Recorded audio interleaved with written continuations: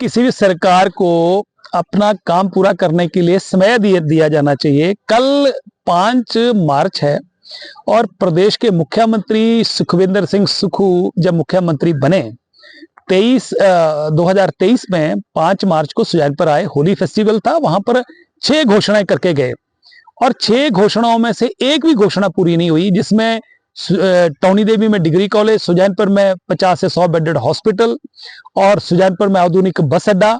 इसके अलावा एमए की सुजानपुर डिग्री कॉलेज में इंग्लिश और इकोनॉमिक्स की क्लासेस शुरू करना। और इसके अलावा वहां पर जो बीजेपी ने 2 डिवीजन खोले थे, एक जल शक्ति विभाग का डिवीजन खोला था और एक बिजली बोर्ड का खोला था, दोनों बंद कर दिए थे। उनको फिर से खोलने की घोषणा मुख्यमंत्री ने करी।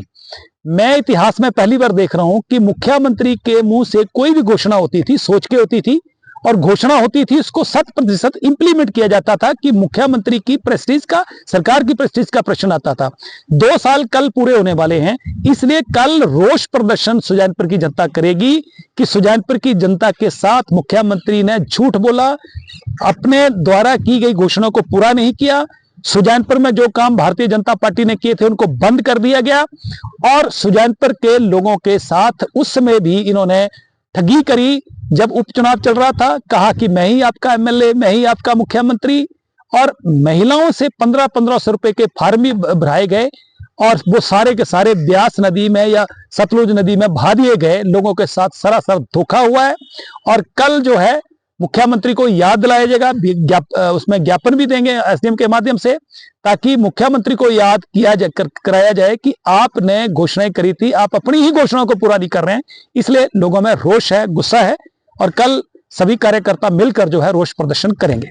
तौर पर यह कहना चाह रहा हूं कि कांग्रेस का जो सोच है वो हिंदू विरोधी है और कांग्रेस पार्टी के जो दिल्ली में कर्णधार बैठे हैं उनको कुंभ में जाने से गुरेज है, उनको राम मंदिर में जाने से गुरेज है। इसके से साफ संकेत जाता है कि उनको हिंदू विचारधारा के ये विरोधी हैं। और अब जो है हिमाचल प्रदेश को जो कांग्रेस हाई कमान एक एटीएम के तौर पर इस्तेमाल कर रही थी, अब जो मुझे लगता है कि इनकी जो गीद की नजर है वो मंदिरों पे चली गई। सरकार ने नोटिफिकेशन जारी करी, सभी डिप्टी कमिश्नर्स को आदेश किए गए कि 30 से ज्यादा मंदिर हिमाचल प्रदेश में उनसे पैसा जो है हिमाचल की सरकार को इन योजनाओं को चलाने के लिए दिया जाए। अब मुख्यमंत्री ये स्पष्ट करें कि घोषणा, ये जो नोटिफिकेशन करी है सरकार ने करी है, अब मुख्यमंत्री उसको टालने की कोशिश कर रहे हैं। अब ये नेशनल मुद्दा बन गया है और ये पहली बार देखा जा रहा है हिंदुस्तान के किसी स्टेट में ऐसा नहीं हो कि सरकार को चलाने के लिए मंदिरों से पैसा लिया जाए। यहाँ हिमाचल प्रदेश देवभूमि है और देवताओं की भूमि में यहाँ जितने भी मंदिर हैं वहां पूरे देश नहीं अंतर्राष्ट्रीय स्तर पर लोगों की आस्था है और जिस आस्था को लेकर लोग वहां पर चढ़ावा चढ़ाते हैं उस पैसे का इस्तेमाल सरकार को चलाने के लिए किया जाए तो मुझे लग रहा है ये हिंदुस्तान के हिंदू विरोधी विचारधारा का प्रतीक है और हिंदू विचारधारा का विरोध करने वाले लोगों को हम बर्दाश्त नहीं करेंगे। हम सभी धर्मों का सम्मान करते हैं, परंतु हिंदू विचारधारा या हिंदुओं का विरोध करने वाले लोग अगर ऐसा काम करने की कोशिश करेंगे तो हम भी बर्दाश्त नहीं करेंगे। दूसरी बात यह है कि मुख्यमंत्री शुरू से ही सुखविंदर सिंह सुक्खू जब से मुख्यमंत्री बने हैं तब से हिंदू विचारधारा के खिलाफ बोल रहे हैं। पहला इनका बयान आया कि मैं हिमाचल प्रदेश में, दिल्ली में बयान दिया उन्होंने कि मैं हिमाचल प्रदेश में 97% हिंदू विचारधारा को हरा के आया हूं। तो मुझे लग रहा है कि किसी भी व्यक्ति को ऐसी बात करना जो है वो शोभा नहीं देती है और आज हिमाचल प्रदेश के लोगों की भावनाओं से, हिंदुओं की भावनाओं के साथ खिलवाड़ करने की कोशिश की जा रही है। कभी किसी जमाने में मोहम्मद गजनवी ने हिंदुस्तान के मंदिरों को लूटा था, उनकी नजर मंदिरों पे थी, वहां सोना चांदी हीरे जवाहरात जो थे उनको लूट के ले गए थे।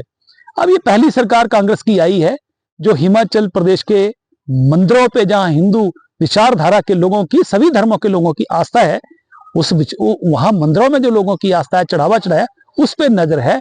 अब मुझे लग रहा है कि एटीएम जो है वो कहीं खाली ना हो गया, कहीं मंदिरों की तरफ इनका रुख किया जा रहा है। इसको हिमाचल की जनता बर्दाश्त करने वाली नहीं है।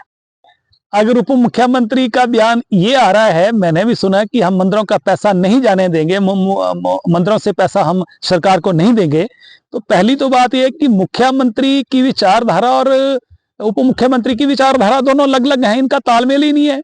इनके विरोधाभास है इन्हीं के बयान में, सरकार में कोई तालमेल नहीं है, इनके मंत्रियों में तालमेल नहीं है, इनके विधायकों में तालमेल नहीं है। पार्टी बिल्कुल इनके मंत्री कह रहे हैं कि पार्टी जो है पैरालाइज हो चुका है उसको, और 100 से ज्यादा 120 दिन के करीब होने वाले हैं, इनकी पार्टी सारी भंग है, पार्टी नहीं है, इनका कोई संगठन नहीं है। तो इसलिए ये सरकार में तालमेल नहीं है और मुख्यमंत्री उप मुख्यमंत्री का आपस में विरोधाभास है।